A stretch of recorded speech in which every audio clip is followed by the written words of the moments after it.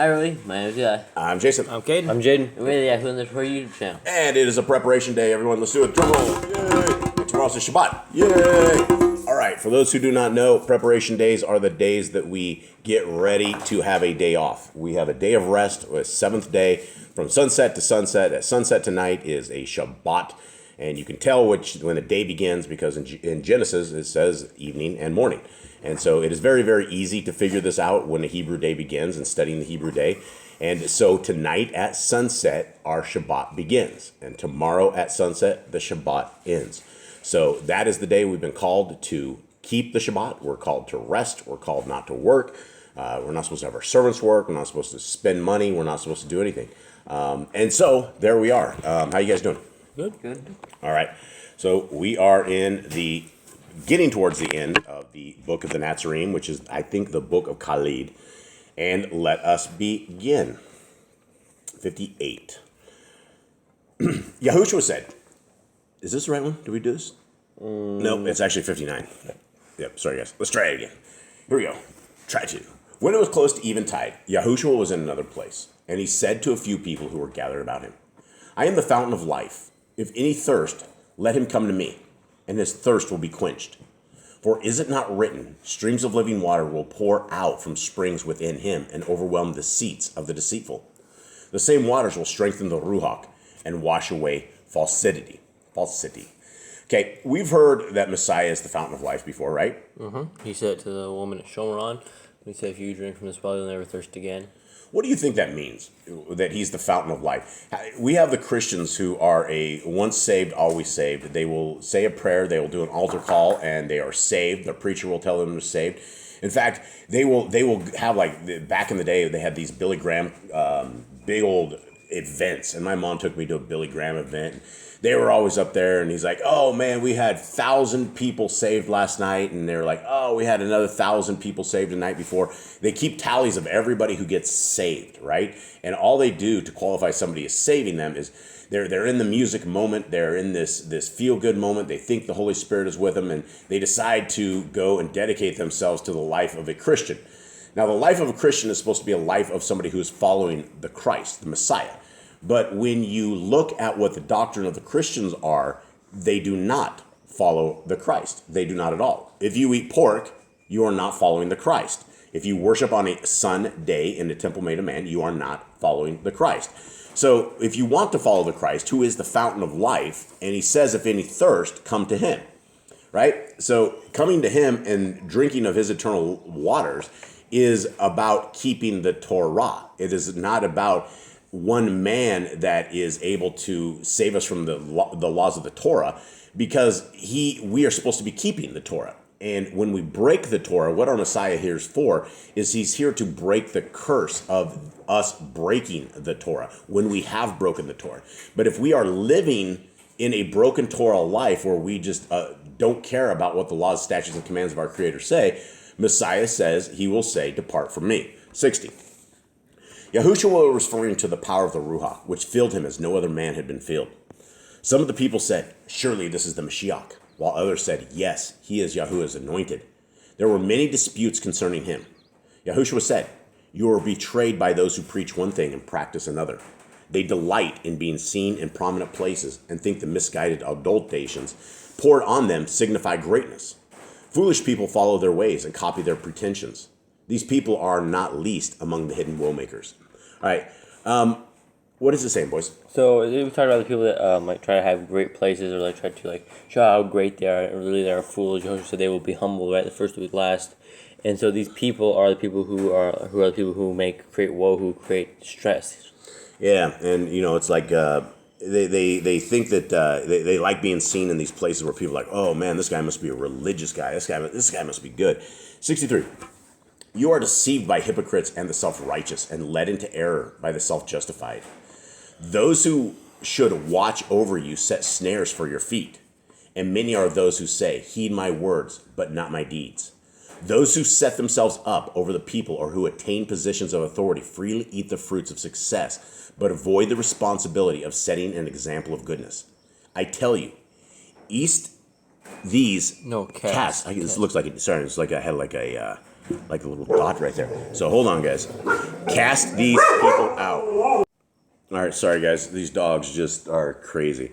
All right, so he says, cast these people out. Okay, what is he talking about right here? These are the people who are like... These are the Pharisees. These are the people that are like in the high places that are sitting there like, do this, you sinner, wash your hands, wash your cups, wash your bowls, and then like freaking out in all things and with things that aren't even in the Torah. And he's like, these people are living sinful lives, and they're sitting there saying they're the holy of the holy. He goes, you need to get rid of these people because they are poisoning the well of the holy people. Yeah, and right now, if you are in Judaism, you have hundreds of laws for the Shabbat, right? You will even have Jews that will hire the Goyim to go and turn on their lights for them. Okay, 64. Instead of standing aside, wringing your hands and crying, woe for the world is all wrong. Bestir yourselves, for I tell you, Yahuwah will not do things you are too apathetic to do for yourselves. They who desire to be with me in my kingdom must stand firm, holding fast to my cause through tribulation and trial. Okay, thoughts? If you want to be there, you got to go through trial. You got to be tested if you want to make the kingdom. Yeah, testing. We are all going to be tested. Just like Kepha was asked by the devil to sift Peter like flour. And we are all going to be sifted like flour. We all have to expect that we will be sifted by flour. This kingdom is going to be completely awesome. It is going to be a place that I don't even know how to explain it because I don't know what it's going to be like, but I know it's going to be awesome because it can't be worse than this place that we're at. And this place that we're at is ridden with evil. Everybody is out for themselves. Everybody is wicked in their own minds. Everybody has their own intent. And the kingdom to come is going to be about people who love each other. It's going to be about people who love the laws, statutes, and commandments of our Creator. They're people who really, truly love Messiah. And you can't say you love our Messiah if you are not keeping the laws of our Creator. 65. Just then, some Parashim came by, and Yahushua knew them to be false to their declared beliefs.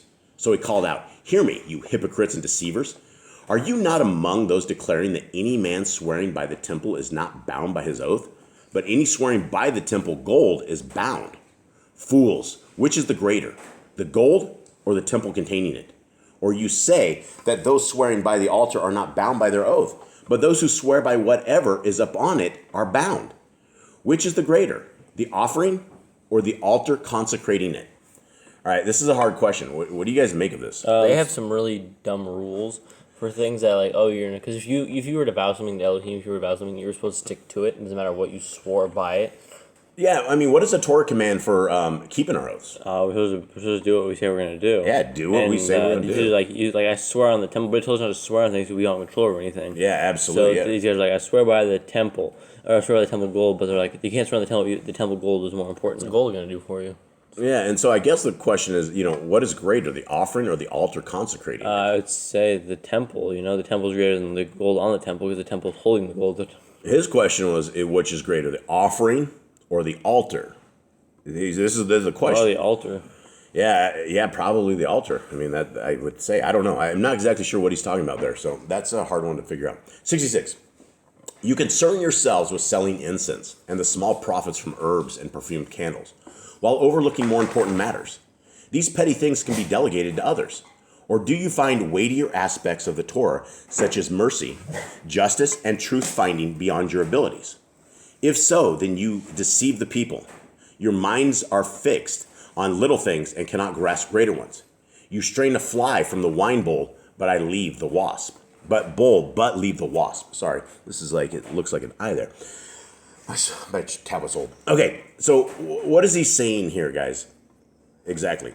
You guys with me on this? Yeah, he's basically saying that they're only taking a small chunk of the Torah, right? They're only taking small things and they're teaching the things that are very minimal compared to what is like actually salvation, like will get you saved from things like hellfire. And he's like, you guys are leaving the giant wasp in the wine when you took out the tiny gnat. That's what he's saying. Yeah.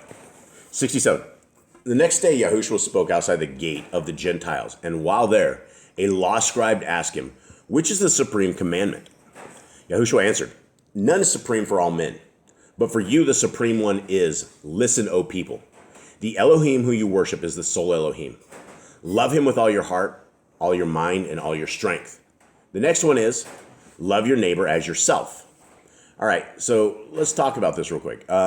We've heard this before, Yeah. right? This is what the Christians will say are the only two commandments that you have. And that's, they will quote that and they will swear upon it. And if that were true, if loving our Elohim with all our heart, mind, and soul, you would want to keep what he says to do. If you have your parents and your parents tell you to do something and you keep refusing to do it and you keep refusing to do it or you keep refusing to do it, at some level you have no respect, and at some level you don't have any love because you will not do what your parents say. Are you in agreement with me? Yes. That if you guys love your parents, you will do what they say to do. Is that fully correct? Yes. Okay. And this is the same with Elohim, right? So if you love Elohim, you're going to keep his commandments. If you love your neighbor as yourself, that's part of this. But there's a lot more commandments than that. But if you only kept those two, and you really kept those two, then you would be walking the Torah path. 69. The law scribe said, "You speak well and speak truthfully in saying there's only one Elohim, having no equal."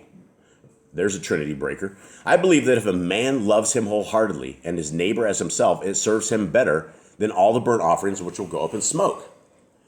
Yahushua said, "If these are not empty words, you will know the glory in the kingdom of the Ruach." All right. So what words did this guy just say? He says that it's better to love Yahuwah and love your neighbor than to do offerings. It's above all. Yeah. And Yahushua said, if these are true, if you truly believe this, you're going to make the kingdom. Yeah. 71. One of those there said, "I pray thrice daily, fasting on the 2nd and 5th days. Does this prove my love of Elohim?" All right. First of all, is there any Torah command that we have to fast? No. When do we fast? We kind of the term just afflicts your being. It's the Yom Kippurim, the Day of Atonement, but it doesn't really say fast. Right. There's no Torah command that says to fast. Is fasting good? Yes, absolutely. We need to fast. All of us need to fast. We need to get close to our Creator, and by breaking the body in that way, you are going to get closer to our Creator. This guy says he prays 3 times daily. Do we have any command to pray 3 times daily? No. No, and we should pray without ceasing, which we should be praying all day long. But these guys were set on pharisaical stuff, right? This is why they're like, okay, we pray 3 times, we fast on the 2nd, 5th days. They had all this stuff scheduled up, and that's what their laws are, and that's the extra things they're adding into Torah. 72. Yahushua said, "Words alone or deeds done which benefit no other or purposeless restrictions do not indicate true love of Elohim. They are sops to weakness. These, being easy, deny such love its true expression. Show your love of Elohim by working in his cause and making the world a better place. Do something requiring action where you may risk unpopularity or scorn."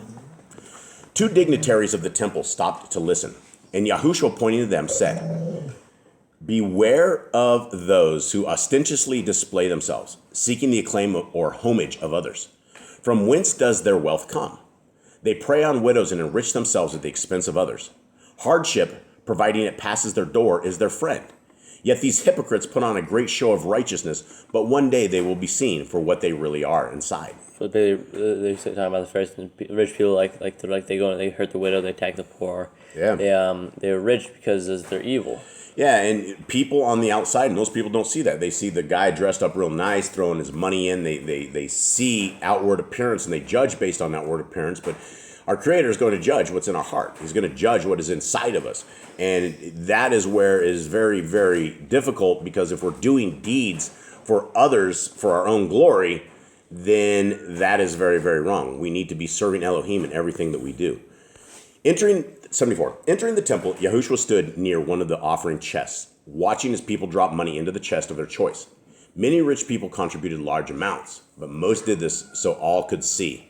Then a poor widow came, and she gave only 2 small brass coins. Seeing this, Yahushua said to one of the disciples beside him, "Did you see what the poor widow gave? Surely there is a lesson here. I can assure you that the offering of this woman is more acceptable than any of the others, for she gave all she had, while others gave only a fraction of their wealth. Tonight, they will eat well, but she will go hungry." So Messiah always finds a lesson in everything, right? And this is very, very amazing. This is one of these stories. We've heard this before, right? This is not a first time that we heard about the widow giving the mites out there, just a small fraction of what she had.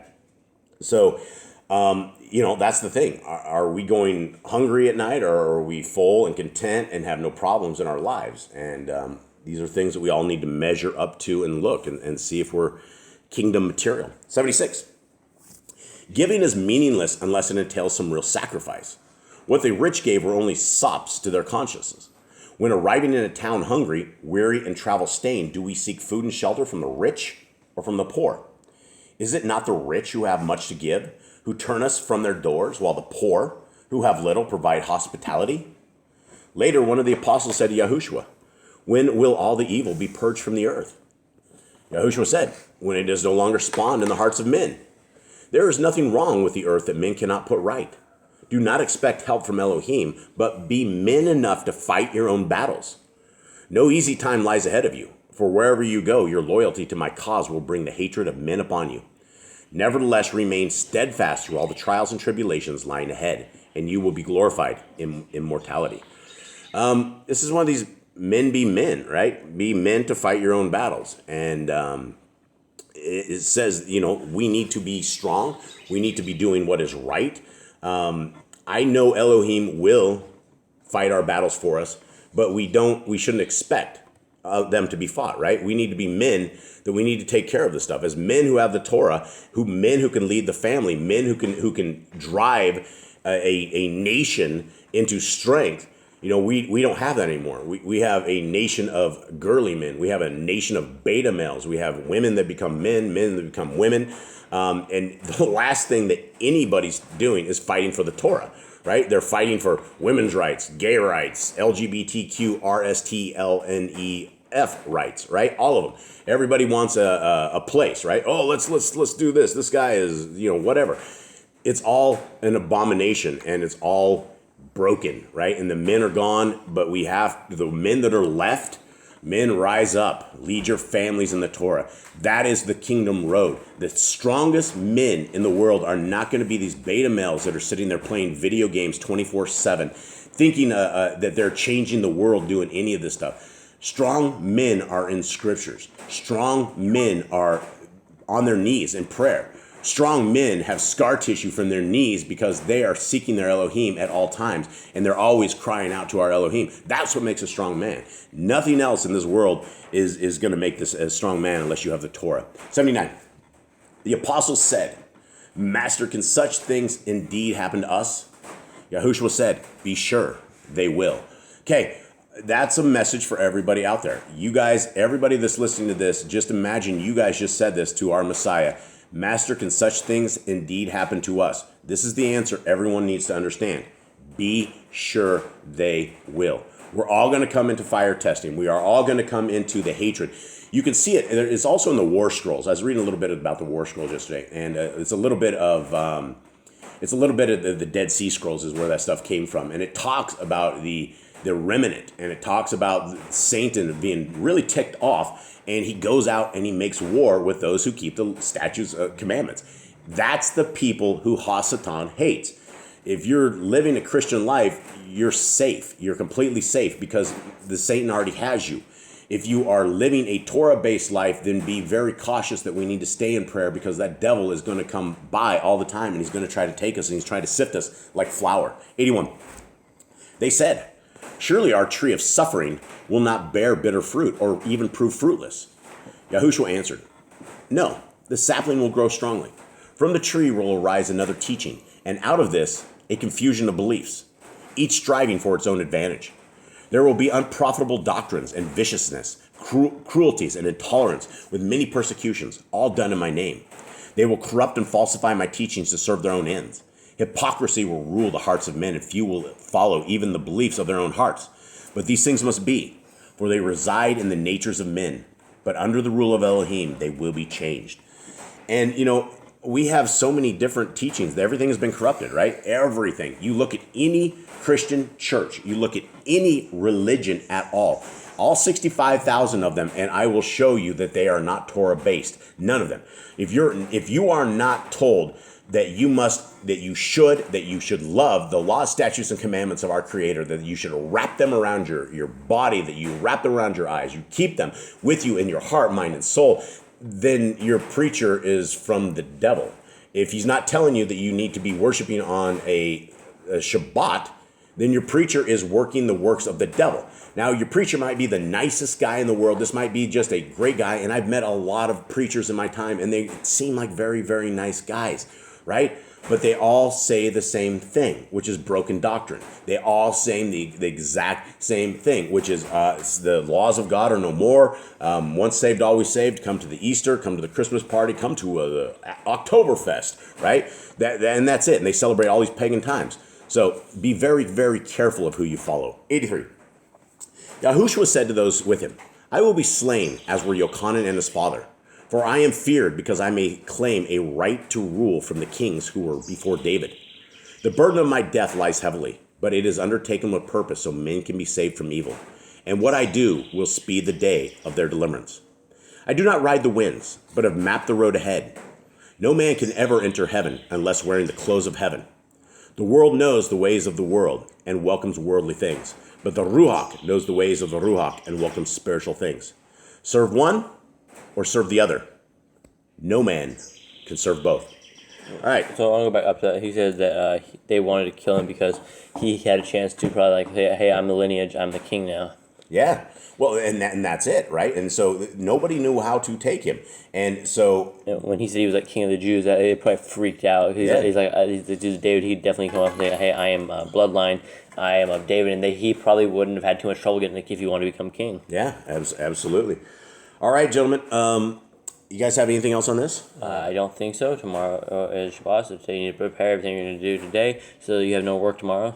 Yeah, absolutely.